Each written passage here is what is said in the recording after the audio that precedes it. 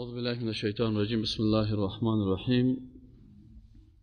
إن الحمد لله نحمده ونستعينه ونستغفره ونؤمن به ونتوكل عليه ونعوذ بالله من شرور أنفسنا ومن سيئات أعمالنا. من يهده الله فلا مضل له ومن يضلل فلا هادي له. وأشهد أن لا إله إلا الله وحده لا شريك له وأشهد أن محمدا عبده ورسوله. اما بعد. السلام علیکم و رحمت الله و برکاته. ما و شما الحمدلله شکر بکنیم الله سبحانه و تعالی را که بر ما توفیق داد که امروز بخیر 50مین درس از درس‌های عقیده را می‌خوانیم. و در هفته گذشته ما و شما چند هفته سر موضوع توسل و وسیله درس‌های ما بود و در هفته قبلی ما و شما قسم 4 توسل که بود که زیاد گفتیم موضوع جنجالی هست و این جنجال هم کسایی ایجاد کردن. والله ما بعضی اوقات که یگان تا رساله یا یگان کتاب کسی که در این موضوع نوشته کردن، الله توفیق نصیب بکنه آدم که آدم از این تعصب برایه. بعضی کسا را دیدم یگان چیزی که نوشته کردن یعنی آدم تعجب میکنه. اون روز یک کتاب میخواندم در سر توسل بود. من دیدم که همین شخص از یک عالم از یک مفسر یک قسمت گپش گرفته، یک قسمت گپش قطع کرده. اما گپی که او گفته که به نفع ازی است امو را گرفته، باز او که شرط گذاشته. او گفته اگر انسان توسل میکنه به اشخاص یا استغاثه میکنه، بازو گفته به شرطی که گفته این مشکل نیست، به شرطی که انسان زنده باشه. مثلا پیش یک کس زنده هست، پدرت زنده است، مادرت زنده است، عالم زنده هست، یک شیخ یک آدم خوب زنده هست، برش میری بر من دعا بکو. این همین شرطش ذکر نکرده. اما جمله اولش گرفته، جمله دومش گرفته که این سب مفسر انت میگه. والا ما کمون رسایی کردم بیخیام تو تعجب کردم. انشاءالله اگر چیز شد کدام وقت ما پروژکتور میارم و کتابم براتون میارم که سیل کنین و اون قسمتی را گرفتم سیل کنین و ببینین که یعنی یک کسی که میخواد در گمراهی بره و کسی را که الله هدایت نکنه حتی برای اونم گمراهی خود چیزای عجیب و غریب پیدا میکنه.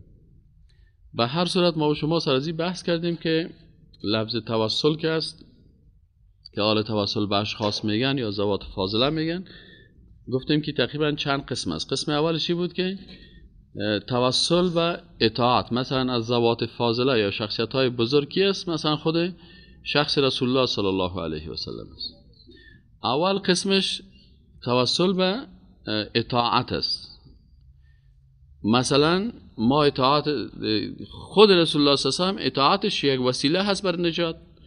از رسول الله صلی الله علیه و سلم مثلا عقیدت مطابق عقیده رسول الله صلی الله علیه و سلم میکنی، اعمالت مطابق اعمال رسول الله صلی الله علیه و سلم میکنی، تقسیم اوقات 24 ساعته تا مثل تقسیم اوقات 24 ساعته رسول الله صلی الله علیه و سلم میکنی، اخلاقت مثل اخلاق رسول الله صلی الله علیه و سلم میکنی. دیگه هیچ کس اختلاف نداره که به اطاعت و پیروی و محبت رسول الله صلی الله علیه و سلم انسان وقتی که کارا را میکنه میگه پروردگار من رسولت دوست دارم و اطاعت ازی میکنم. اینمی تا اطاعت از رسول الله صلی الله علیه و سلم خودش وسیله هست برای نجات انسان در آخرت. این یک قسمش هست که ما و شما در هفته‌های قبلی خواندیم.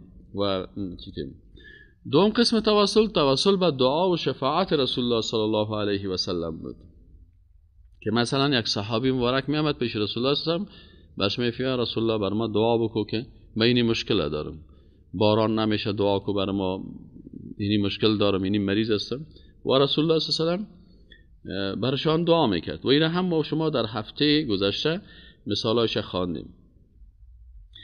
و در قسمت همون نابینا را که من مثال شکت و مولوی سے برتان بیان کردم که مثلا نابینا آمد پیش رسول الله صلی الله علیه و سلم که بر ما دعا بکن. و مثال دیگه از هفته گذشته ای است که در حدیث شریف آمده. خوب همه فهم حدیث و محتوای حدیث که آدم یک کمک سر از او فکر بکنه اما حق بر انسان آشکار میشه.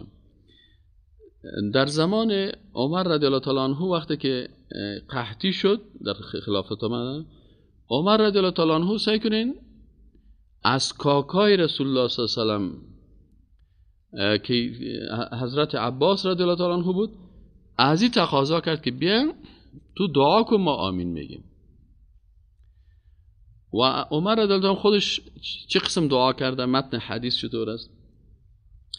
عمر رضی الله تعالی عنه گفته که اللهم انا كنا نتوسل الیک بنبینا، پروردگارا ما در سابق رسول الله صلی الله علیه و زنده بود ما توسل میکردیم به دعایی که پیغمبر ما، یعنی وقتی که رسول الله صلی الله علیه و زنده بود در وقت زندگیش رسول الله صلی الله علیه و دعا میکرد، بالاخره ما میرفتیم به رسول الله صلی الله علیه و میگفتیم برای ما دعا بکن، ما توسل به دعای رسول الله صلی الله علیه و میکردیم در وقتی که رسول الله صلی الله علیه و زنده بود. خب اللهم ای پروردگارا انا كنا نتوسل الیک بنبینا و انا نتوسل الیک بعم نبینا فاسقنا، باز میگه آل ما پروردگارا توسل میکنیم با کاکای پیغمبر ما که عباس رضی الله تعالی عنه است، پروردگارا بر ما باران نازل کن. بعضی از کسایی که با اعتقادات غلط میخواین حدیث غلط ترجمه بکنن، میگه اینه در حدیث شریف حضرت عمر رضی الله تعالی عنه توسل به رسول الله صلی الله علیه و میکرد، اینه توسل به عباس رضی الله تعالی عنه کرد. اینجا باید یک سوال خواهی شود، میگه ما خواهی میریم در قبر پیغمبر یا در قبر یک ولی یا در قبر یک شخصیت خوب، یک دوست الله و توسل میکنیم. اینی حدیث دلیل میگیرن بر رفتن به کجا؟ به قبرستان و از صاحب از او قبر توسل کردن. خی از نگاه عقلی و متن حدیث که بر ما میرسانم، یک سوال میکنیم که عباس رضی الله تعالی عنه رتبهش بلند است یا از رسول الله صلی الله علیه و سلم؟ جزاکم الله خیر. در هیچ کس اختلاف نداره که رتبه رسول الله صلی الله علیه و سلم او پیغمبر بود، او پیغمبر اولوالعزم بود و عباس اگرچه کاکای رسول الله صلی الله علیه و سلم بود و یک صحابی بود و رتبه پیغمبر از صحابی که بلند است. پس چرا عمر رضی الله تعالی عنه عباس خواست؟ اینجا سوال پیدا میشه، چرا حضرت عباس خواست؟ چرا نرفتن به قبر پیغمبر صلی الله علیه و سلم برش میگفتن که این ما در زندگی رسول الله صلی الله علیه و سلم به رسول الله صلی الله علیه و سلم توسل میکردیم، حالا در قبرش میریم خلاص دیگه چی ضرورت است به عباس بریم؟ آنچه که یا استنباط میکنه او عقیده عمر رضی الله تعالی عنه نبود، عقیده عمر رضی الله تعالی عنه و عقیده صحابه کرام مهاجرین انصار ای بود که وقتی که رسول الله صلی الله علیه و سلم زنده بود او برشان دعا میکرد و یا توسل میکردن به دعای رسول الله صلی الله علیه و سلم. آل رسول الله صلی الله علیه و سلم وفات کرده، کی زنده هست؟ عباس زنده هست. پس دلیل برای چی شد؟ برای این شد که ما پیش قبر بریم یا دلیل شد برای اینکه پیش زنده بریم که زنده دعا بکنه؟ پیش زنده بریم دعا بکنه. چرا اگر توسل به قبر می بود یا نمی رفتن پیش حضرت عباس؟ چرا که رتبه عباس از رسول الله صلی الله علیه و سلم چی است؟ پایین تر است. لکن یا چرا پیش عباس رفتن؟ چون رسول الله صلی الله علیه و سلم رحلت کرده بود.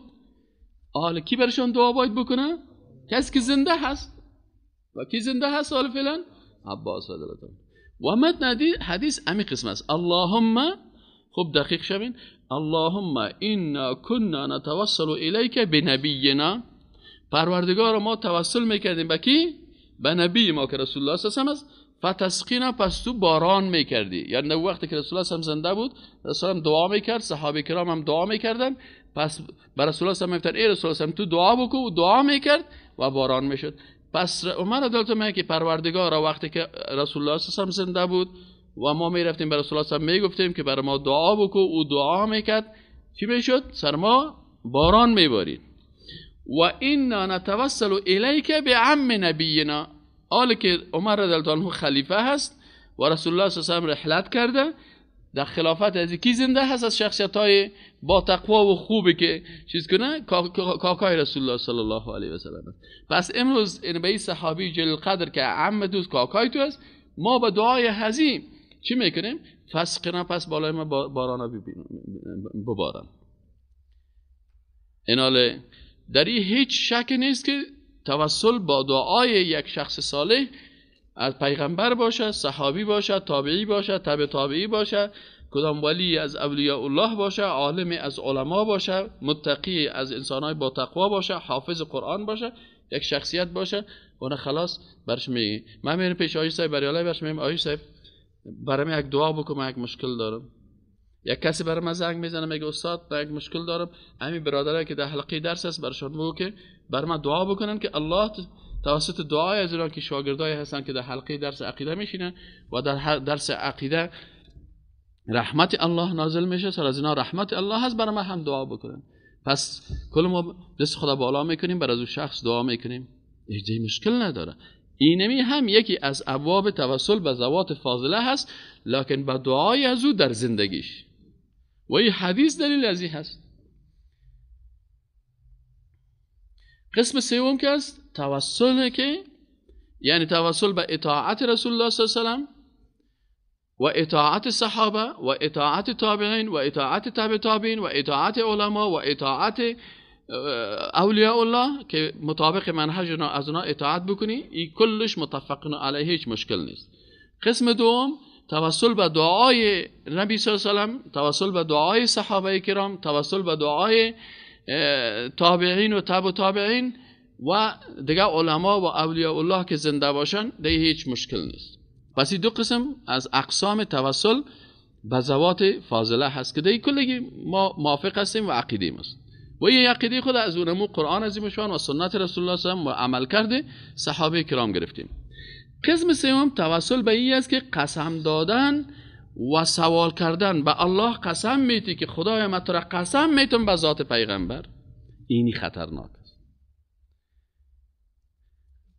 سر تو العیاذ بالله پیغمبر حق داره بالای تو، فلانی حق داره، فلانی ولی حق داره، به حق از او من تو را قسم میتم و به حق از او سر من رحم بکن و به حق از او چیز کن. این حال تو چطور میتونی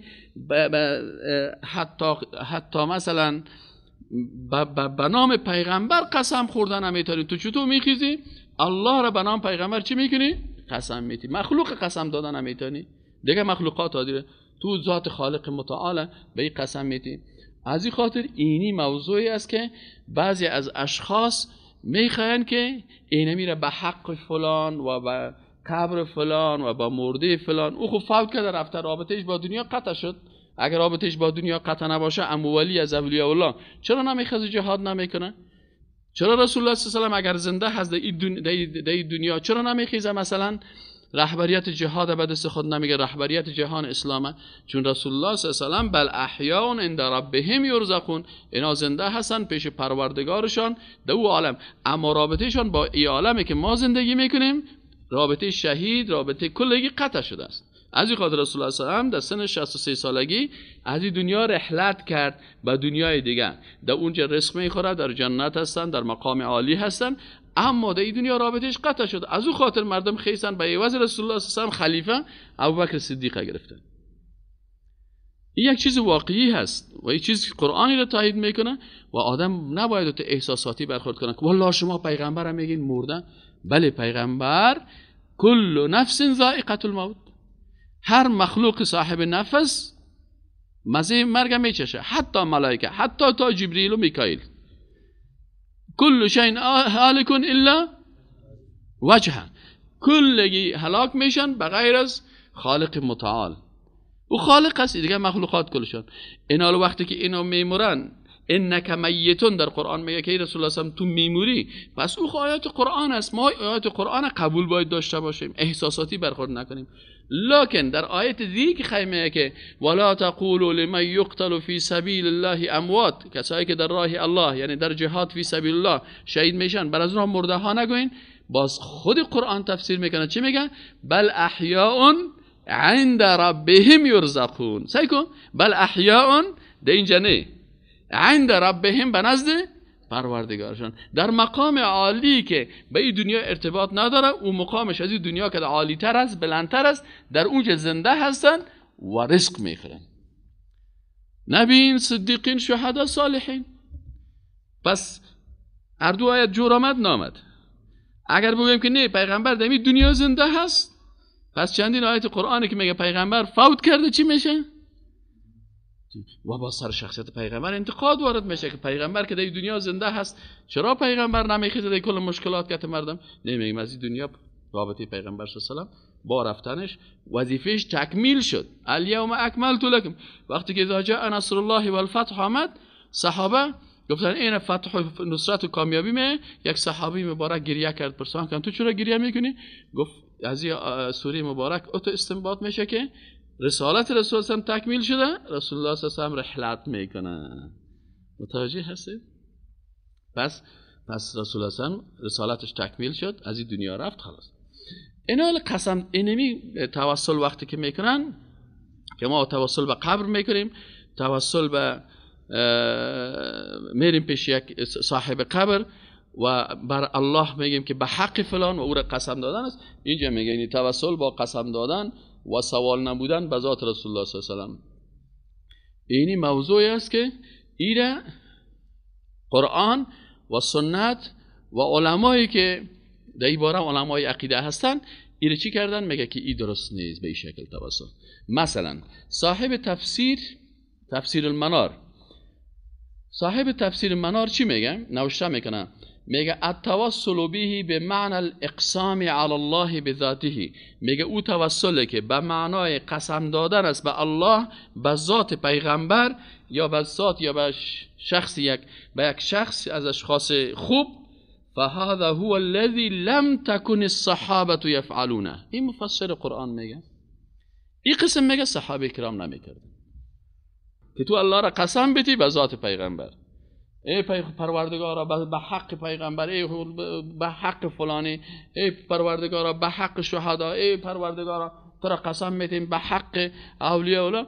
این عالم چی میگن؟ میگه التوسل به بمعنى الاقسام به علی الله بذاته. فهذا میگه این هو الذي او توسل است که لم تکن الصحابه یفعلونه، که این صحابه کرام نمیکردن. فی الاستسقاء و نحوه، در استسقاء طلب باران و در امثالش. لا فی حیاته ولا بعد مماته. نه امی کلماته که قسم بتن الله را به ذات از نه در زندگی پیغمبری کار میکردن صحابه کرام و نه هم بعد از مرگش. لا عند قبره ولا غیر قبره، نه در نزد قبرش کار کردن و نه در دورتر از قبرش کدام جای دیگه. ولا يعرف هذا في شيء من الادعیه المشهوره بینهم. میگه در بین دعاهایی که از صحابه کرام مشهور است ات یک چیز نامده. خب و انما ينقل، خیلی صاحب تفسیر المنار چی میگه؟ میگه و انما ينقل شيء من ذلك. میگه بله بعضی از این چیزا نقل شده فی احادیث ضعیفه، در احادیث ضعیف. احادیث ضعیف چی معنی؟ یک حدیث است، یک کسی پیشتو میگه که مولوی صاحب عابد اتو گفت، یک کسی دیگه میگه کسایی که به مولوی صاحب عابد نزدیک هستن و میشناسن میگه نه ما از زبان مولوی صاحب نشیم، یک سخن ضعیف است، گپ قوی نیست، این خبر موثق نیست. پس یه عالم میگه که وقتی که توسل به ذات و توسل به حق و این کلمات آمده، میگه در عمل صحابه و اونا نامده، نه در زندگیش کار کردن، نه بعد از مرگش کردن، نه در پیش قبرش کردن، نه در پیش خانش کردن، در این جای این کار نکردن. اما میگه خیلی از کجا پیدا شد؟ میگه این نقل شده من ذلك فی احادیث ضعیفه مرفوعه و موقوفه. میگه در بعض احادیث ضعیفه که به پیغمبر صلی نسبت داده شده یا به صحابه چیزا، او عمن لیس قوله حجه، یا میگه از کسای نقل شده که سخنای از اونا سند شده نمیتونه. کتابایی رو که سند میتونه، میگه در یک کتابی مثلا دویدن شاگردان در باغ میدان، دویدن شاگردان در باغ میدان، از این کتاب تو حدیث نقل میکنی؟ تنبیه الغافلین، تسقیف العالمین، در الچطورکایی، کلمات جور کردن، سیف المقلدین، نه سیف المقلدین، نه کتابا، نه یه چیز. اگر تو مثلا امی قوله میگی ما این موضوع عقیدتی است، موضوع عقیدتی توقیفی است. وقتی که توقیف است آنچه که در قرآن و سنت آمده بر ما بگو در آیت نمبر چندی قرآن عظیم الشان سوره فلانی آیت چند، بگو در حدیث صحیح بخاری نمبر قدر، بگو در حدیث صحیح مسلم در این شمارش، بگو که حدیث ابو داود اینی حدیث و این تصحیح کرده و گفته حدیث صحیح فلان فلان فلان عالم. این قاعده علمی اکادمیک تخصصی علما اینو قسم میکنه. من مثلا وقتی کتاب نوشته میکنم و کتابم در پوانتون در شورا میره، اول که استاد که تحقیق میکنن زیر حدیث خط میکشه.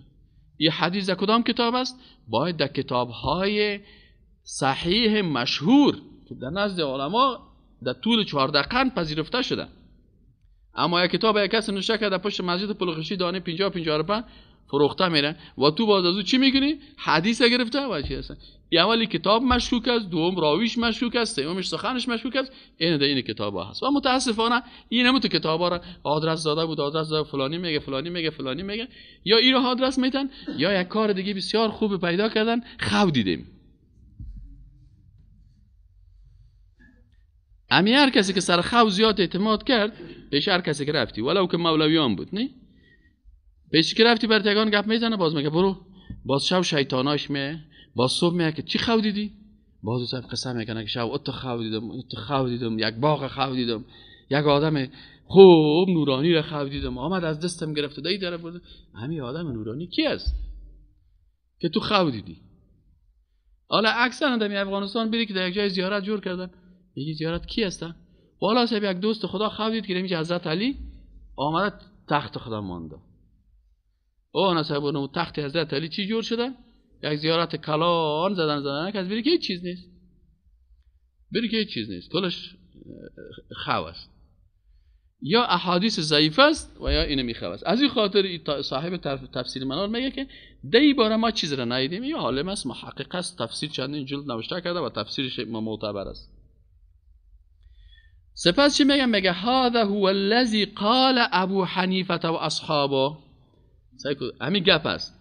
میگه این اونمو سخن است که امام ابو حنیفه رحمت الله علیه و اصحاب امام ابو حنیفه که امام محمد رحمه الله است و امام زفر رحمه الله است، ابو یوسف رحمه الله است، میگه اینمی سخن است که اونا هم گفتن. و چی گفتن؟ انه لا یجوز. یا چی گفتن؟ که این قسم توسل جایز و نهوا عنه، و از این چی کردن؟ منع کردن. حیث قالو، میگه علمای احناف و اصحاب امام صاحب ابو حنیفه رحمت الله علیه چی گفتن؟ یا چی گفتن؟ میگه امام صاحب ابو حنیفه و شاگرداش چی میگن؟ لا یسألو بمخلوق، بنام مخلوق از الله سوال نمیشه. خب ولا یقول احد، و نمیگه یک کسی اسألک بحق انبیائک، که پروردگار ما تو را سوال میکنم به حق کی؟ پیغمبران. اینو میگه نمیگه. قال ابو الحسن القدوری في كتابه الكبير في الفقه المسمى بشرح الكرخي في باب الكراهة وقد ذكر هذا غير واحد من اصحاب ابي حنيفه. میگه این ذکر کرده بیشتر از یک نفر اصحاب حنیفه ابو حنیفه رحمت الله. قال بشر بن ولید حدثنا ابو یوسف قال، میگه ابو یوسف بر ما گفت، قال ابو حنیفه، میگه گفت امام ابو حنیفه رحمه الله، لا ينبغي شایسته نیست لا ينبغي لاحد، شایسته نیست برای یک کسی ان يدعو الله الا به، که دعا بکنه به الله مگر به ذات الله.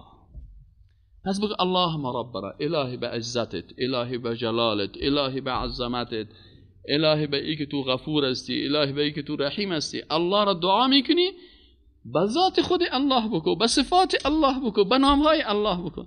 حال از ذات الله، از صفات الله، از نامهای الله چی بدی دیدی خاره؟ خدا هدایتت کنه که تو میری او را به مخلوق سوال میکنی. از خالق سوال کن به نام و به صفات و به اسمای خود خالق، مثل که پیغمبرها میکنن اللهم ربنا آتنا، دعای قرآن. اللهم ربنا آتنا في الدنيا حسنه ربنا ظلمنا انفسنا. اینا این قسم چی میگن؟ از این خاطر میگه قال ابو حنیفه رحمه الله لا ينبغي لاحد ان يدعو الله الا به واكره ان يقول بمعاقد العز من عرشك او بحق خلقك. میگه امام صاحب میگه که من اکره زشت میبینم در عقیده. وقتی که یک چیز زشت دیده میشه و چیز خوب نیست، حرام است، ناروا است. او به حق خلقی که یا که بگم به حق خلق. و هو قول ابی یوسف قال ابی یوسف بمقعد العز من عرشه هو الله. میگه وقتی که میگه که ما به مقعد عز از عرش الله، میگه منظورش اونجا الله هست. این درست است. فلا اکره و اکره، و امام ابو یوسف صاحب میگه و اکره ان یقول به حق فلان. پس امام ابو حنیفه صاحب این دعایی که کس دعا بکنه توسل بکنه به حق فلان، به حق فلان پیغمبر، به حق فلان ولی، به حق فلان نبی، به حق فلان شخص، این هم امام صاحب ابو یوسف میگه که من هم به حق فلان او به حق انبیائک و رسولک، میگه اینو من مکروه میدانم. یا به کسی بگه و به حق البیت الحرام، یا بگه که من پروردگار به حق بیت الله شریف، میگه او هم مخلوق از بیت الله. والمشعر الحرام و به حق مشعر الحرام، میگه و هم مخلوق است. سعی کنین کلش از ذکر کردن. قال القدوری، صاحب قدوری چی میگه؟ المسألة بحقه لا تجوز. میگه سعی که چی خوب یک قاعده میته. این علمای این احناف در کتابش دلایل شرح کردن. میگه سوال کردن به حق اینمی مخلوقات جایز نیست. چرا؟ میگه لانه لا حق للخلق على خالق. مخلوق با خالق حق نداره. قال ما برای هر کس العیاذ بالله چیز بگن. خب علی الخالق فلا تجوز وفاقا. پس این صاحب قدوری میگه که وفاقا اتفاقا ایجاب جایز نیست که به حق فلان بگیم. و هذا الذي قاله ابو حنیفه و اصحابه من ان الله لا يسأل بمخلوق. میگه امی سخن که سعی کو این علمای قدر علمای دقیق سبحان الله که آدم کتابایشون نمیبینه، از که اخلاص زیاد دارن و تو کوشش نمیکنن که در یک جمله آدم اعلام بده. خوب موضوع رو برچی میکنن؟ مثل که یک چیز پرزه بعد بیان میکنه، پرزه یکی بیان میکنه که خوب سرت خلاص شوه. بعضی اوقات آدم جملات از اینا خو یا قوی هستن، احیانا آدم صحیح درک کردن نمیتونه، باز خودشان به اساس اخلاص خود خوبی رو چی میکنن؟ تشریح میکنن. مثل که یک نفر موتر ببری پیش خوبم تو بعد پیش روید پرزه کنه بگی این پرزه یک شست این پرزه شد، یا هم اینمی احکام کلش هم تو پرزه پیش روید میمونه تا کیش سون. خب قال القدوري المسألة بحقه لا تجوز لأنه لا حق للخلق على الخالق فلا تجوز وفاقا. وهذا الذي قاله ابو حنیفه و اصحابه من ان الله، میگی سخنی که ابو حنیفه و اصحابش گفتن من ان الله لا يسأل بمخلوق، که الله به مخلوق سوال نمیشه، له معنیان، میگی دو معنا داره. احدهما هو موافق لسائر الائمه الذين يمنعون ان يقسم احد بالمخلوق. اولش میگه چی است که تمام علما منع میکنن، کل علما، که کسی الله را به نام مخلوق قسم بده. فانه اذا منع ان يقسم على مخلوق بمخلوق، وقتی که میگه یک کسی مخلوق به مخلوق قسم داده نمیتونه، تو نمیتونی یک مخلوق به این مخلوق دیگه قسم بدی، میگه این ناروا هست. فلا يمنع ان يقسم على الخالق بمخلوق اولا و احرا. پس چطور امکان داره؟ میگه اولاتر است که انسان خالق به مخلوق قسم بده. تو مخلوق به مخلوق قسم دادن نمیتونی، چطور میخیزی خالق بنا؟ میفهمین؟ واضح است این موضوع، سخت خو نیست، میفهمین؟ خب میگه پس مخلوق چطور؟ خب و احرا و هذا بخلاف اقسامه بمخلوقاته يتضمن من ذکر آیاته داله على قدرته. او میگه به خلاف از که خود الله به مخلوقاتش قسم میخوره، و تین و زیتون یا مثلا واللیل اذا یغشی، او میگه او دلالت به چی میکنه؟ به دلایل قدرت الله میکنه و حکمتش و وحدانیتش، ما یحسن معه اقسامه. بخلاف المخلوق فإن اقسامه بالمخلوقات شرک بخالقها. اما اگر یک نفر مخلوق یک کس مثلا اگر این میخیزه و دیگر مثلا یک نفر میخیزه میگه تو را قسم میتم به سر فلانی، تو را قسم میتم به پیغمبر، تو را قسم میتم به فلانی، میگه این شرک است به الله سبحانه و تعالی. كما في السنن عن النبي صلى الله عليه وسلم انه قال من حلف بغير الله فقد اشرك. خب ای بود سخنای این عالم. در فتاوای هندی چی میگن؟ فتاوای هندی که است یکی از کتابای معتبر احناف است و ما در هفته‌های قبلی هم براتون گفتم که علمای احناف یکی مسائل فقهی هست، در مسائل فقهی و اجتهادی. طبعا در اجتهادات یک کسی که اجتهاد میکنه در مسائل فقهی مصیب و مخطئ هست، اما فقهای اهل سنت کلشان در عقیدهشان یکی بود. از این خاطر بهترین کتابا در فقه که مثلا میبینید که کتابای فقهای احناف است، وقتی که بحث کردن در این مسائل بسیار دقیق. مثلا در فتاوای هندی که از فتاوای علمای احناف است چی میگن؟ و یکره ان یقول فی دعایه بحق فلان، و مکروه هست. و مکروه را شما در باب عقیده باز از علما پرسان کنین. یکی مکروه در باب فقه هست، صحیح نه؟ اینال یکی مکروه در عقیده هست. وقتی که مکروه در چی میگن؟ در فقه میگن مکروه واقع میشه در مقابل چی؟ در مقابل حرام. یعنی یک چیز حرام است مطلقاً، یک چیز 100% حرام نیست، اینو چی میگن؟ مکروه هست، یعنی خوب نیست. اما مکروه در عقیده بسیار خطرناک است. باب عقیده گفتن که این مکروه هست، معنیش که اینمی خودش حرام است و ناروا. و یکره ان یقول فی دعایه بحق فلان، و مکروه هست که در دعای خود بگه بحق فلان. و کذا بحق انبیائک و اولیائک. در چی است؟ در فتاوای هندی. فتاوای هندی است، فتاوای علمای احناف است. و یکره و مکروه است ان یقول فی دعایه بحق فلان و کذا بحق انبیائک و اولیائک او بحق رسولک او بحق البیت او المشعر الحرام. میگه مکروه هست که در دعای خود بگه به حق فلان شخص، یا به حق انبیایت، یا به حق اولیایت، یا به حق رسولایت، یا به حق بیت الله، یا به حق مشعر الحرام. میگه چرا یا مکروه است؟ لانه لا حق للمخلوق علی الله تعالی. میگه حق نیست برای مخلوق برای الله. کذا فی التبیین، میگه در کتاب تبیین هم گفته شده است. خب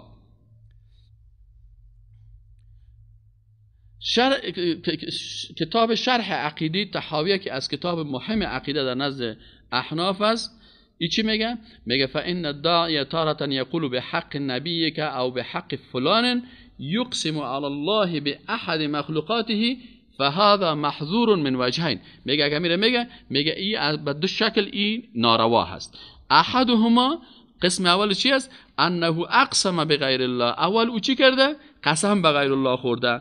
و الثانی، دومی چیز، اعتقاده ان لاحد علی الله حقا. میگه عقیده کرده که یک مخلوق سر الله چی داره؟ حق داره. میگه از دو جهتی محظور سی گپ باید نزنیم. خب اینال میگه کسی بالای الله حق نداره مگر آن حقی که الله خودش بر مخلوقات خود بیان کرده. چی گفته؟ مثلا ایدن ثابت است و کان حقا علینا نصر المؤمنین. اینه میگه گفته الله. اینه میگه فکرتان باشه که یعنی به این عقیده باشیم که اول قسم دادن الله ناروا هست، دوم به این عقیده باشیم که کس سر الله حق نداره. لکن استثناء وقتی که الله بعضی چیزایی رو در قرآن یا در احادیث آمده وقتی که خودش گفته او را ما قبول داریم. مثلا چی گفته؟ در این آیت شریف گفته و کان حقا علینا نصر المؤمنین. در حدیث شریف چی گفته؟ گفت ای معاذ آیا میدانی که حق الله بر بندگان چیست؟ معاذ میگوید که من گفتم الله و سبحانه تعالی و رسولش بهتر میدن. رسول الله صلی الله علیه و میگه فرمود حق الله بر بندگانش این است که او را عبادت کنند و به هیچ چیز را شریک نسازند. آیا میدانی که حق بندگان وقتی که کردن بر الله چی است؟ گفتم قلت الله و رسول اعلم. گفت حقشان بالای او این است که آنان را تعذیب نکند. امام ابی العز حنفی چی میگه سر از این میگه فهذا حق وجب بکلماته التامه و وعده الصادق. میگه این حق است که مثلا الله با کلام خود و رسولش بیان کرده. لا ان العبد نفسه مستحق علی الله شیئا. اینه میگه وقتی که الله گفته این معنی زیر نمیده که بنده سر الله حق داره.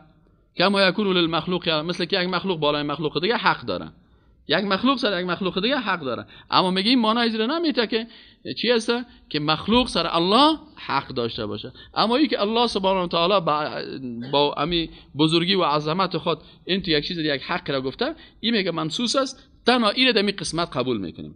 خب در جای علامه ابن عز حنفی میگه در دعا آمده اسالک به حق ممشای هذا و به حق السائلین علیک. میگه علامه ابن اعتراض میگه در اینجا وارد میشه که اگه گفته شد که فرق بین این سخن که به حق سائلین، یک نفر میگه پروردگارا ما به حق سوال کنندگان، یعنی کسایی که تو رو سوال میکنن، پس میگه برازی بگویم و در میان به حق نبی که میگه در بین از چی فرق است؟ فالجواب میگه جواب اوتر است که ان معنی قوله به حق سائلین علیک انک وعدت السائلین بالاجابه. میگه وقتی که در این دعا آمده در حدیث که به حق سائلین، به حق سوال کنندگان و به حق، میگه و اینجا گفت که به حق سوال کنندگان، میگه اینجا اینطور گفته و خی چرا باز گفته نمیتونه که به حق پیغمبران؟ میگه نه، فرق از بین ازی و ازی جمله. در این جمله اول وقتی که میگه به حق سائلین علیک، معنایش است که برای الله میگه پروردگارا تو وعده کردی که کسایی که سوال میکنن دعا میکنن اونا رو چی میکنی؟ دعایشون قبول میکنیم. و برش میگه پروردگارا من هم از جمله کی هستم؟ امی سوال کننده ها هستم. یعنی پروردگارا تو وعده کردی که هر کسی از تو سوال کنه دعا بکنه دعایش قبول میکنی و من هم از جمله کی هستم؟ امی کسایی که حالا بر تو سوال میکنم. فعجب دعایی، پس دعای من را همچی که پروردگارا قبول کنه. معنای دیگه پتر است بخلاف قوله به حق فلان، میگه این به حق فلان شخص میگه به او ارتباط نداره. فإن فلانا و ان کان له حق علی الله بوعده الصادق، میگه اگرچه همون شخص همون پیغمبر سر الله حق داره که مثلا برش وعده کرده، فلا مناسبت بین ذلك و بین دعای هذا السائل. پس الله مثلا یک حقی برای پیغمبر داده، آل تو که میگی به حق پیغمبر، اونجا در جمله سوال کننده ها تو هم بودی، اما در حق پیغمبر تو شامل نیستی. او خود حق پیغمبر است، تو چطور میگی به حق از او پیغمبر برای ما بده؟ مثل پیش یک نفر بیری بگوی پیسان تو 500 روپیه از فهیم قرضدار هستی، ها بده 500 روپیه برای من. اون نفر میگه من 500 روپیه برای کیف قرضدار هستم؟ از فهیم قرضدار هستم، پس من پیسه رو برای فهیم میدم. آلو حقی که مثلا الله برای پیغمبر داده، تو چرا در او حق خود داخل میکنی؟ متوجه شدین گپایشون؟ یعنی علما تو دقیق نقطه قضاهای اعتقادی رو بر ما بیان کردن، هیچ چیز نماندن. ما اگر حوصله کم داشته باشیم یا را بخوریم و سر از یا را تحلیل بکنیم و عقیده خود جور بکنیم. این نیست اهمیت درس عقیده که آدم سخنای علمای بزرگ بفهمه و به او چیز کنه. اما که مثلا احساساتی والا من مسلمان هستم، والا من از پدر مسلمان هستم، والا به نظر من این پروا نداره، والا به نظر من او که تو گفتی ایرام گفتم میتونیم.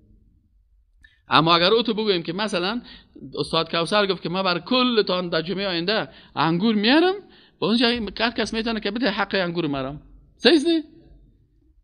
فهمیدین نه؟ به حق سائلین کلگی شریک شد، سوال گرفت. تو هم در جمله می سوال کننده هستی، اما به حق نبی تو شریک نیستی. چرا حق نبی حق خاص از اوست، تو چرا خودت او شریک میکنی؟ این نقاط دقیق اعتقادی رو بسیاری کسا متاسفانه نمیفهمن. خب این عالم بزرگ این میخوام چی میکنن و فلا مناسبت بین ذلك و من دعای هذا السائل فاكنه يقول لكون فلان من عبادك الصالحين عجب دعای و ای مناسبت. مثلا یک نفر میگه پروردگار فلان نفر از شخصای صالح تو است، دعای مرا قبول کن. او صالح است، دعای تو را قبول کنه. فهمیدین یعنی؟ اما اگه تو میگی که من هم دعا میکنم پروردگار من در جمله اینمی دعا کننده هستم، دعای مرا هم قبول کن، این درست است. اما اگر میگه که نه فلان شخص خوب آدم است، او خوب آدم است، خود دعای مرا قبول کن، این به حق نبی که است. میگه این تو یک معنا میته که نبی خوب آدم است، دعای من. تو در جمله سوالگرا خود داخل کن، بگو استاد تو پروردگار هر کسی که تو رو سوال میکنه و توبه میکنه و استغفار میکنه و تو چی میگه، تو وعده کردی که اونا رو چی میکنی؟ دعایشون قبول میکنی. پروردگار دعای مرا قبول کن. تو در این جمله چی هستی؟ شامل هستی. این یعنی چیزایی از علامه ابن ابی العز حنفی خود الله سرش رحم بکنه، چندین قرن قبل این ما رو از بسیار مشکلات خلاص کردن. خب اینجا باز علامه ابن ابی عز حنفی چی میگه؟ میگه و تارة یقول، بعضی اوقات یک شخص میگه به جاه فلان، به جاه و منزلت فلان شخص میگه دعا میکنه، به جاه فلان عندك یقول نتوسل علیک بانبیائک و رسولک و اولیائک. سعی کنم دقیق میگه و مراده ان فلانا عندك ذو وجاهه، میگه مقصدش چیه است که پیش تو مقام داره، شرف داره و منزله داره. فاجب دعانا، پس دعای ما را قبول کن. علامه ابی عز حنفی میگه و هذا ایضا محظور، ای که به جاهش بگویی ای هم چی هست؟ به جاهش و به مکانتش و به مقامش و به عزتش، میگه ای هم محظور است، یعنی ممنوع هست، ای درست نیست. فإنه لو كان هذا هو التوسل الذي كان الصحابه يفعلونه في حياة النبي صلى الله عليه وسلم لفعلوه. میگه این کار مشروع می بود، صحابه کرام ایره میکردن بعد از مرگش. و انما كانوا يتوسلون، میگه ایره صحابه نکرده و توسل فی حیاته بدعایی، میگه اونا در زندگی رسول الله صلی الله علیه و به دعایش توسل میکردن. یطلبون منه ان يدعو لهم، در زندگیش میگه طلب میکنن برشان دعا بکنن. و هم یؤمنون علی دعایه، باز این صحابه چی میکردن؟ یؤمنون یعنی آمین میگفتن به دعای رسول الله اکرم صلی الله علیه و سلم. کما فی الاستسقاء و غیره، مثل که در نماز استسقا وقت. فلما مات صلی الله علیه و سلم، میگه وقتی که رسول الله صلی الله علیه و سلم وفات نمود، قال عمر رضی الله عنه لما خرجوا یستسقون، میگه از این خاطر عمر رضی الله عنه وقتی که اینا بیرون رفتن استسقا میکردن، اللهم انا كنا اذا اجدبنا، میگه برشان میگه که ای پروردگار هر وقتی که سر ما یک سختی و خشکی یا میامد، نتوسل الیک بنبینا فتسقینا، ما توسل میکردیم به پیغمبر خود، یعنی او دعا میکرد ما آمین میگفتیم، تو برای ما چی میکردی و اجابت میکردی. و انا نتوسل الیک بعم نبینا، آلی چی میکنیم؟ توسل به کی میکنیم؟ به کاکای پیغمبر ما که عباس رضی الله تعالی عنه است. معناه ای علامه ابن ابی العز حنفی، متوجه هستین؟ من زیادتر دیده چرا میگم حنفی حنفی حنفی حنفی، دانم پاره کرده حنفی حنفی، به خاطر که از که اکثر مشکلات ایدگات بسیار کسایی که خدا به احناف نسبت میتن که من حنفی هستم. یک جایی رفتیم یک کسی یک چپن کونی چتل قور زدش، همین سر خودم یک هفته نشدم پلته شده. من خیسم همه تو سر یک مسئله سرزنیم شد، گفتم برادر همین الله که هست، اونو ذات رقیب است که تو را مراقبت میکنه. در میرای شمالی که تیر میشین، ساز چالان کردین، باز وقتی که اونجا رسیدین پیش زیارت همین کسته گل میکنین. حالا اینجا رقیبی زیارت شد یا الله شد؟ اگه الله به عقیده تو رقیب مراقب تو باشه، خب باید در اول سادگاه گل کنی. نه تو از الله نمیترسی، تو از زیارت زیاد میترسی. همین گپ. این چپنکی صاحب خیز دیگه دم کلان یک مسجد است در کدام ولایت ما رفته بودم، میگه ما حنفی هستیم، متعتنک میپرسه. خب یعنی من گفتم حنفی هستی چی معنی؟ یعنی به امانای حنفی، کل ما حنفی در فقه حنفی از پدر کلان اینو میاره خواندیم. خیمانای عزیز که حنفی باشه. گفتم کاکا جان حنفی مثل تو قور زدگی نبود. امام صاحب ابو حنیفه مثل ما رو لوکس بود. امام صاحب ابو حنیفه ما یک وقت کتاجی صاحب بریالای شانیاتی هستن تکفروشی میکردیم، یک چند وقت ما هم تجارت تکر دمی دکانداریش کردیم. اینا گفتم ما در اونجا کار میکردیم. امام صاحب ابو حنیفه شاگردای خودم مصرف میداد. امام صاحب ابو حنیفه تجارت میکرد، دکانداری میکرد، آدم بسیار پاک بود و همیشه سنت های رسول الله صلی الله علیه و تطبیق میکرد که مسلمان باید هفته یک مرتبه، دو مرتبه، سه مرتبه روزهای جمعه حتما اینا رو باید غسل بکنن. دیگه امام صاحب خود شخصیت است که ما رو شناختیم، پاک، صفا، زیر ناخن طرف ناخنای تسایکو، گردن تسایکو، این مویای تسایکو.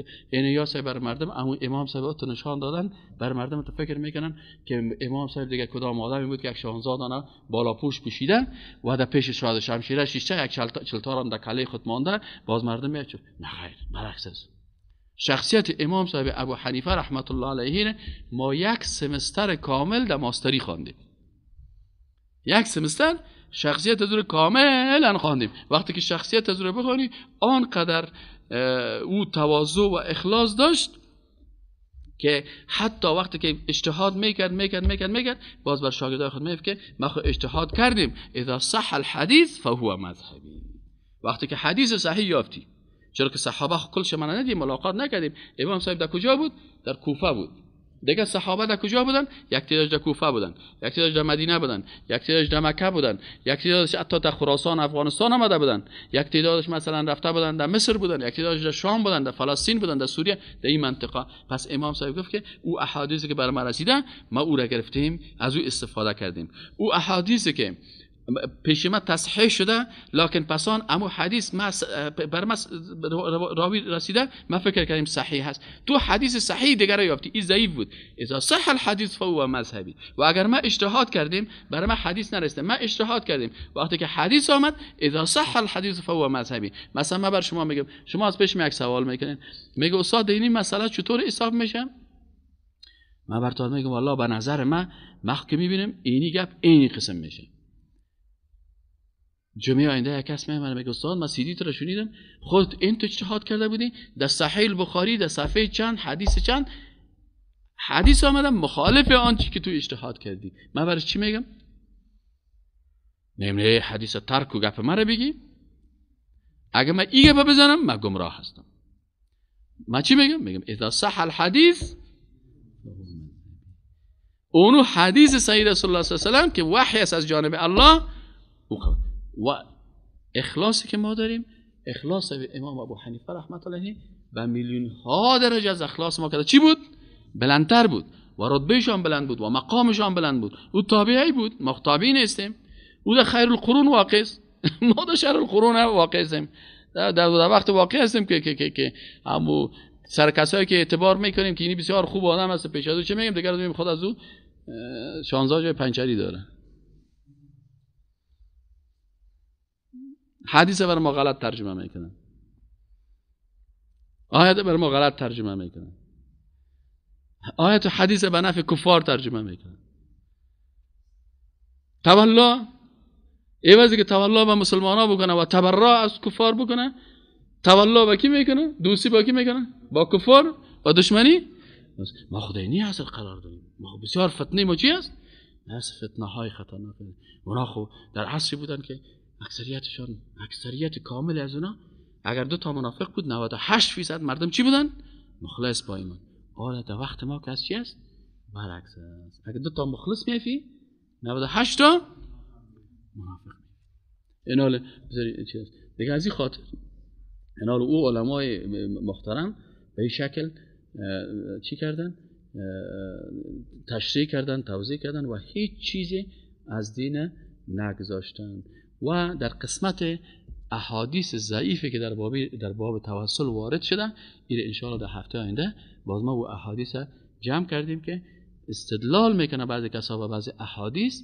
و او احادیث ببین برادرای محترم، در گرفتن حدیث بسیار محتاط باشید. لطفاً زود قول بر رسول الله صلی الله علیه و سلم نسبت ندید. اگر حدیث میخواین بگیرین باید او حدیث صحیح بخاری و صحیح مسلم، علما میگن صحیح بخاری و صحیح مسلم که حدیث آمد ضرورت به تخریج نداره. مجرد گفتی در فلانی حدیث صحیح بخاری است خلاص در صحیح مسلم است. اما در بقیه کل کتاب‌های حدیث یعنی کلش در بقیه کل کتاب‌های حدیث وقتی که از ابو داود روایت میکنی، از ترمذی روایت میکنی، از ابن ماجه روایت میکنی، هر کتابی گفته باید این تخریج شده باشه. تخریج چی معنی؟ که یکی از علمای حدیث شناس مسلکی گفته باشه که این حدیث چی است؟ صحیح. عمل مشکات المصابیح باز کنیم، شیخ ناصرالدین البانی رحمه الله احادیث رو تخریج کردن. برات میگه این حدیث صحیح هست، این حدیث ضعیف است، این حدیث حتی موضوع هست. کل زیر چی میکنه؟ بیان میکنه. پس ما در حدیث حق نداریم. حتی ما حق نداریم که حدیث از دل خود صحیح بگوییم. گپ ما صحیح نیست. گپ کی صحیح است؟ گپ عالم متخصص. از این خاطر در پانزه شریعت مثلا در حدیث که است از ما که قوی تر است و متخصص است و مسلکی هست دکتر سیف عبدالباری حمیدی است. وقتی کدام حدیث ما پیدا نکنم، حالا الحمدلله مکتبه شامله هست و باید هر جوان مسلمان مکتبه شامله را داشته باشه. و اگر خواستین من مکتبه شامله را براتون در پروژکتور درس میدم، در همین جا اگر خواستین براتون درس میدم، یاد بگیرین.